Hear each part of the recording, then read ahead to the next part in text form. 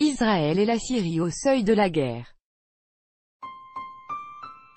Nezavissimaya Gazeta dossier, traduction de la presse russe, juillet 2018, 41. Après une offensive réussie dans les provinces de Dera et de Quneitra, les forces armées de Bachar el-Assad ont désormais la possibilité de se déployer pour faire front vers l'ouest, en direction du plateau du Golan, selon Nezavissimaya Gazeta. Actuellement, la ligne de contact entre les belligérants a pris la forme d'un grand arc, le flanc gauche de l'armée syrienne bute pratiquement sur la frontière jordanienne, et le flanc droit rejoint la ligne de démarcation au nord du secteur syrien du plateau du Golan, écrit jeudi 19 juillet le quotidien Nezavissimaya Gazeta. Ces derniers temps, l'armée syrienne a significativement repoussé l'opposition armée dans les provinces de Dera et de Quneitra.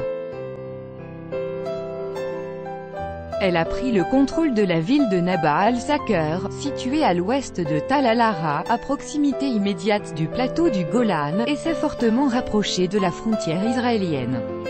On s'attend à ce que les terroristes fassent tout pour reprendre Nabaa al-Saker, sinon les forces gouvernementales poursuivront leur offensive vers l'ouest pour atteindre la ligne de démarcation, zone contrôlée par les forces de l'ONU, qui sépare les positions des armées syriennes et israéliennes selon le traité de 1974, sur le flanc et du plateau du Golan.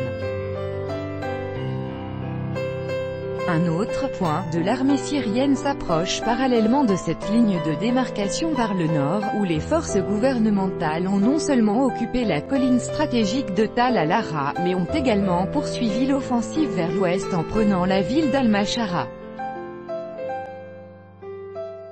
Actuellement, tout le groupuscule de rebelles défendant la ligne du front entre Nabaa al-Saker et Al-Mashara est dans un étau. Il est repoussé sur ses flancs par l'armée syrienne au nord et au sud, à laquelle il reste moins de 10 km à parcourir pour atteindre la ligne de démarcation sur les deux axes. En cas d'offensive réussie, Damas ne prendra pas seulement en étau les rebelles, mais il séparera également en deux toute la partie sud-ouest du front. Quand les forces d'opposition seront contraintes de se rapprocher au plus près des positions des casques bleus de l'ONU, cela provoquera une situation de crise aux conséquences difficiles à prévoir.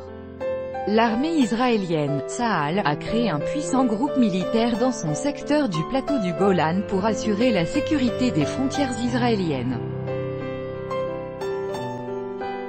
Si, dans le feu de l'action, l'armée syrienne pénétrait dans la zone ou bombardait par accident le territoire israélien, Tsahal riposterait. À l'heure actuelle, il est très difficile pour des extrémistes de regrouper ses forces et moyens parce qu'elle essuie constamment des attaques aériennes intensives.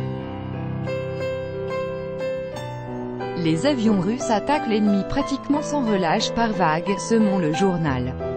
L'armée de l'air syrienne participe également au raid. Les actions actives de l'aviation des deux pays visent à prévenir les tentatives des rebelles de mener une contre-offensive près de Nabaa al-Saker. Les opinions exprimées dans ce contenu n'engagent que la responsabilité de l'auteur de l'article repris d'un média russe et traduit dans son intégralité en français.